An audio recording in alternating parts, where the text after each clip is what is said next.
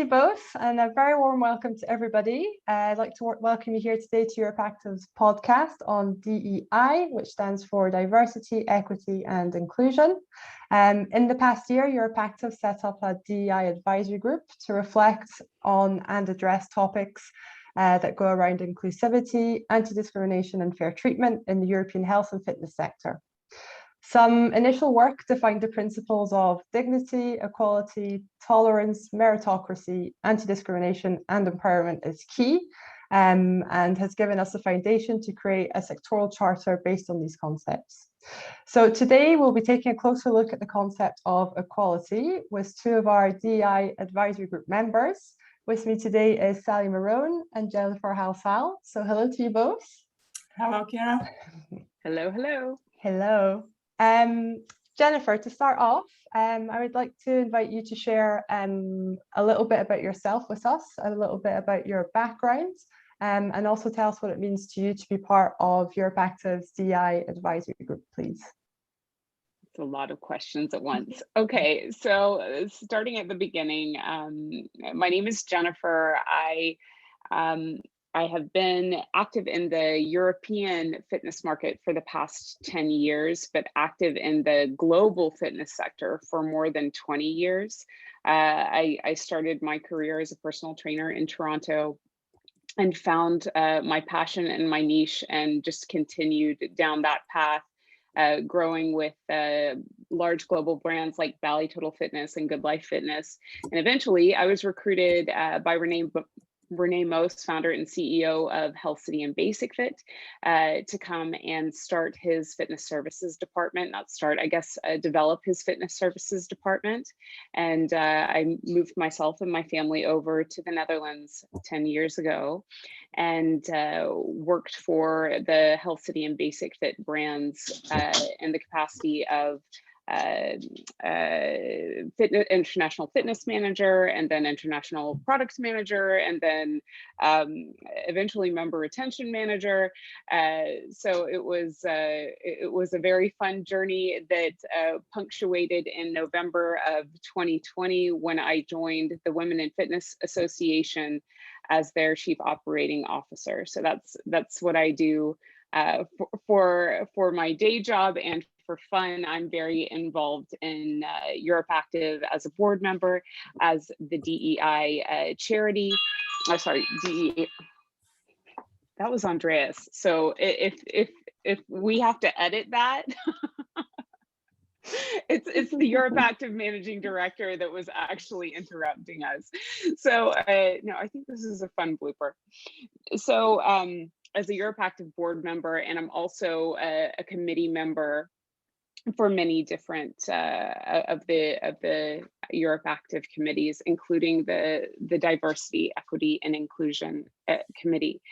And you know, it's such an amazing group of people that we are comprised of, and it's such a powerful series of subjects. I mean, it's a behemoth of subjects that we're tackling as a group, and I just really feel honored to be a part of the journey and a part of the conversation, because you know it's an opportunity to crack open the box of systems and infrastructures and beliefs that exist in our sector. I mean, hell, in our world, but we're zooming into our sector, and we have permission as a group to start having the conversations, to ask the questions about, is this right? Is this actually serving everyone? Is this creating a foundation for equality? Are we being inclusive enough to cast our net broadly, or you know, are we just focusing on a certain sorting hat? You know what I mean? So I think it just excites me on a very deep and personal level, and I've learned so much so far, and I'm just honored to be a contributing part of the committee. Thank you, Jennifer. It's a fantastic group. It feels like we're still at the beginning of the work that we're taking on, because there's so much to discuss and to reflect on. But one of our most latest members is Saly Marone. So Saly, I would like to ask you also the same question. If you could tell us a bit about yourself and your background and how you feel about being part of the DEI advisory group, please. Hi, Kiera. Hi, Jennifer. Hi, David. I'm Saly Marone. I'm 50 years old. I'm French of African origin, and I live now for 23 years in the Netherlands. I'm a mother of 2 daughters and lately also a grandma of a 9-month-old little baby girl. I'm also very happy with my partner. I would say my husband. He supports me in everything. And currently I work for Basic Fit, the largest fitness operator in Europe. I think everybody knows that. And I've been working in the fitness industry for now 21 years. I've worked on different positions. I started as a CGM, Club General Manager, Customer Relation Manager, and actually I work as a trainer, international training specialist for Basic Fit. I'm a part of a training development department, and we take care of the trainings of our managers in our 5 countries. Together with our international training manager, we create learning content and tools also based on the needs of our employees in the 5 countries where we operate. What means being part of this group? It means a lot to me. First of all, I'm very honored, like Jennifer said, to be part of such a group, and also honored to represent Basic Fit, because equality is an important topic when it comes to the values, to Basic Fit's values. We celebrate difference at Basic Fit, and we advocate also equality. From our boardroom to our gyms, we have all kinds of people, and I'm very proud of that. And I said before, we are operating 5 countries, so equality, diversity, and inclusion is absolutely, they are absolutely a must for us. It's not a luxury. Thank you, Saly. And on behalf of EuropeActive, we're also very honored to have you both, along with the other members on our advisory group for DEI. So we can talk a little bit about the sectoral charter now that I mentioned at the beginning. So the Sectoral Charter on Inclusivity, Anti-Discrimination and Fair Treatment has been founded and is articulated around 6 main principles or concepts, of which equality is one of them, one of these founding principles. I'd be interested to hear, Jennifer, what is your understanding of equality, and why do you find that equality has to be an integral part of our charter? Yeah, I mean, there's so many things around equality, obviously, but you know, there are many steps to getting to a level playing field, and equality starts to really be relevant once we get everyone on a level playing field and we treat everyone respectfully and uniformly. So there's a lot of work to get to the equality work. Like there's a lot of, and actually in my own journey in this area, I believe I started using equity and equality interchangeably at the beginning. But I understand now that there are very big differences between equity and equality. Equity is getting everyone on the playing field, and then equality is once they're there, treating them respectfully and uniformly. So I think actually that's what's kind of underpinning what's most important to me about this work is I'm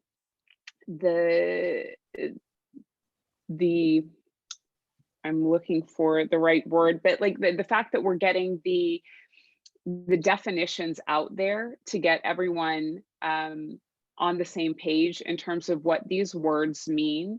And once you really start processing the definitions, it raises so much awareness, or it has in me anyway, it raises so much awareness about what they mean, so that when they're happening or when they're not happening, it starts, I start noticing it more. So I think just really understanding the concepts from the get-go is so important to being able to do the work. So I think what's not most important, but really cool to me about this process is that I understand that there is a huge difference between equity and equality, and that I feel like, you know, saying that sounds a little bit stupid and ignorant. It's like, well, why didn't you know that? But really understanding the difference and understanding how much work it's going to take until we can really talk about equality. And when we get to start talking about equality, what a huge milestone that will be. Yeah, that's a very, very good point, Jennifer, the power of words and truly understanding them, and how they seem so similar, but they're not quite replaceable. How about yourself, Sally? Sorry, how about yourself? How does your understanding of equality come about? For me, equality means that we all should have the same opportunities to be successful in our lives, and also the way we want to be successful. Because it's not, for me, it's not the same as for you. It also means that we should use all talents, you know, in business, politics, or society, regardless to gender, religion, belief, or background. And I think there's a lot of work to do. And I agree with Jennifer when she says there's a big difference between equality and equity. I would rather go for equity, but let's start with equality, because for equity, I think it takes much more to get that done. And equality is an integral part of this charter, I think, because when we succeed in putting equality in place, we will automatically fill a lot of existing gaps around diversity and inclusion. I think equality is the start of not of everything, but of lots of things which we have to do. Thank you for that, Sally. And so now, more focusing on both of your experience and knowledge of the health and fitness industry or sector as it is. By holding equality as a primary focus, what kind of impact would you foresee this having on the sector? Sally, would you like to go first? Well, yes, I can start. It's no problem. I think equality, if we reach equality, if we are able to put equality in place in this fitness sector, it will definitely bring a variety of ideas from different individuals within the sector. And that will finally contribute to the success of our business. It will change the way also members are looking at us. Members look at us, members need to recognize themselves in us. And if we put equality in place, it will mean that we also have different kind of people in the company, in our companies, in the business, and then members will recognize themselves in our business. And therefore, it will largen also our community. It would largen, but also strengthen our community. So I think to put equality in place is, for the fitness sector, a very important thing, starting with, with our staff members, with our recruitment. If we start there, we can show also our members how we think about diversity, equality, and inclusion. Thank you, Sally. So in the end, a very holistic result by applying equality properly. The result will be definitely different, I'm sure. Thank you. How about yourself, Jennifer? How do you think focusing on equality can impact our sector? Yeah, I'm kind of looking at it in two ways, because Sally really triggered me with her brilliant answer. Like, if you waved your magic wand and we got to a world where there was equality in the fitness sector, sort of like what Sally triggered me to think about is, what would that world look like? And it would be, it then shows the gaps that we have right now in terms of what's currently not equal in the sector, in terms of representation of different groups in not only the membership base, but the employees and the leadership all the way up, all the parts of our ecosystem.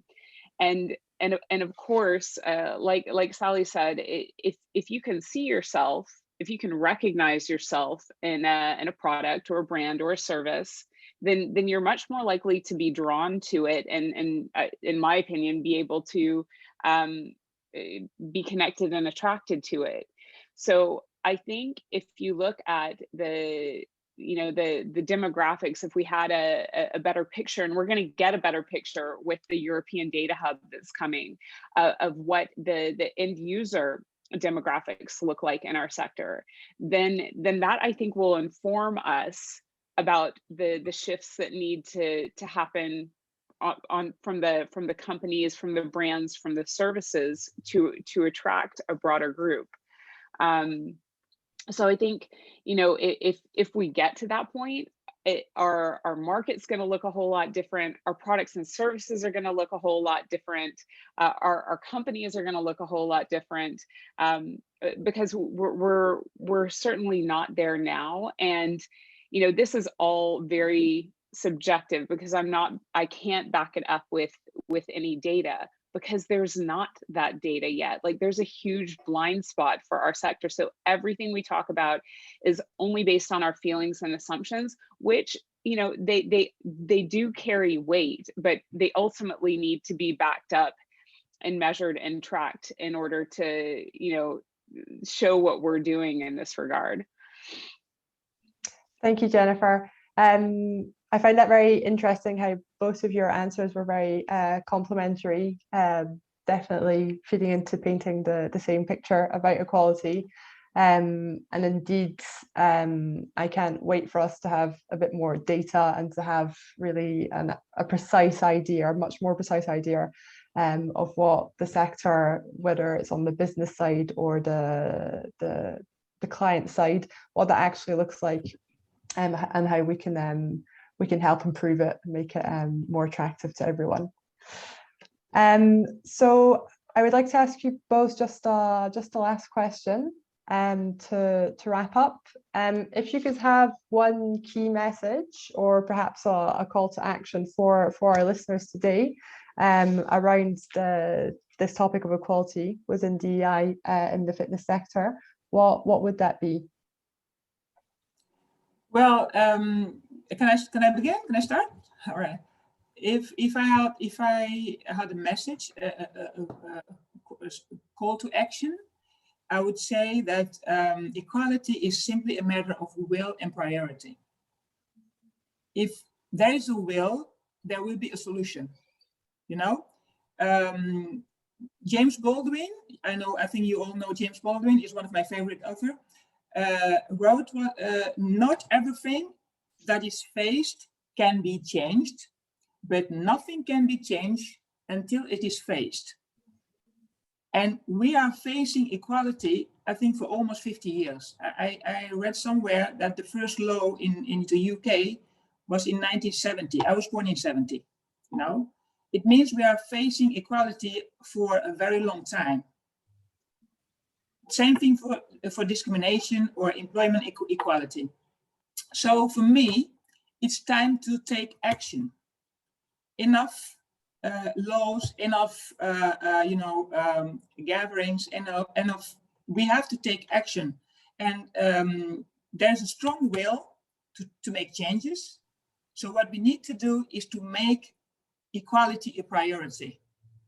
If you make it a priority, we can make things happen. I know that. We know that all. We have proven during this pandemic, and maybe it's not the right comparison, but we have proven that when we make something a priority, we can move mountains. We made a vaccine in a few months. Normally it takes years to make a vaccine. I'm just saying it's not maybe the right comparison, but just to say, when you make something a priority, then you will succeed in it. So let's just start in Europe, and the rest of the world will follow. So my call to action is stop talking and let's make equality, diversity, and inclusion a priority. That's very powerful. Thank you, Saly. Yes, the power of will, and uniting people who have it to start moving the lines together. Yeah. Jennifer, can I ask you if you have a call to action for our listeners, or perhaps a key message following this discussion? Yes, I think, we've gotten to the point in our world where this is not a topic that can be kind of bundled away and put in a closet anymore, right? One of the things that I love about the charter that we're working on is that it aligns with the UN's 17 sustainable goals. And there are, I'm not going to remember them off the top of my head, but go to the website and look it up and you'll see what I'm talking about. But there's 2 of the sustainable goals that really talk about diversity and inclusion and gender equity. And like, this is, as a world, we need to be working on this. And as a sector, we are not excluded from the conversation. And we have our own responsibility and contribution. And it's like Saly was saying, this is not something that you need to pay lip service to. There's a lot of organizations that are really getting I guess exposed for making statements and not backing it up with action. So if you're going to say you're going to do the work, if you're gonna show the symbols for a positive brand association on your website, you better be doing the work as well, because consumers are looking, governments are looking, people are looking to make sure that there is actions to match the words that you're putting out there. So I think like this is more than a worthy cause. This is part of the change that needs to happen in the world, and we need more people having conversations, having really icky, sticky conversations about, what all of these things mean, and where our blind spots are, where our biases are, what individual work do we need to do to really have a whole understanding of it. So my call to action is make it small, make a start, and start with you. Because if you make it big, then it's that thing that somebody else has to do. But if we each collectively start looking at our own, awareness in the area of DE&I and particularly just equality, like there's a ton of great resources on the web if you just want to read one article. My call to action is go read one article, get stuck in for the next 5 minutes, and you've started. But then it's that drip effect that you need to repeat every day until your bucket's full and until your bucket becomes a pool. Thank you, Jennifer. Yes, that really resonates with me also on a personal level. To believe, no matter how small it may seem, just informing yourself or starting with yourself on where you stand with such concepts, or how your actions, how they feed into them or not on a daily basis, believing how much that can actually have an effect in your daily life and in those of the people who surround you. I do also believe in that. And perhaps just to finish, as you were saying about DEI and about it being part of the UN's SDGs, and I think this is really a big part of what we're trying to do here with EuropeActive's DEI advisory group, is topics such as gender equality, inclusion, and diversity. It's, as you said, it's an issue with the world, with societies everywhere, no matter the continent or the history or the background we have. We're still not perfect, unfortunately, and there's a need for these topics to be addressed in a very mainstreamed way. So it's every sector that has to start looking and working on these topics, and I'm very happy to be working with you both in the fitness sector. Ladies, thank you both so much for sharing your very valuable time and your even more valuable insights into this. So again, thank you. I would also like to thank our listeners for tuning in and for following this podcast on EuropeActive's work on DEI. If you are interested to learn more about this strand of work, I invite you to check out EuropeActive's website or social media platforms. And I can also remind you to register for the EHFF, which is the European Health and Fitness Forum, which will take place on November 3rd, 2021. And there, DEI will also be a bit further discussed. So I hope to see you there, and I wish everybody to have a great summer. Thank you. Bye. Yeah, thank you. Bye-bye.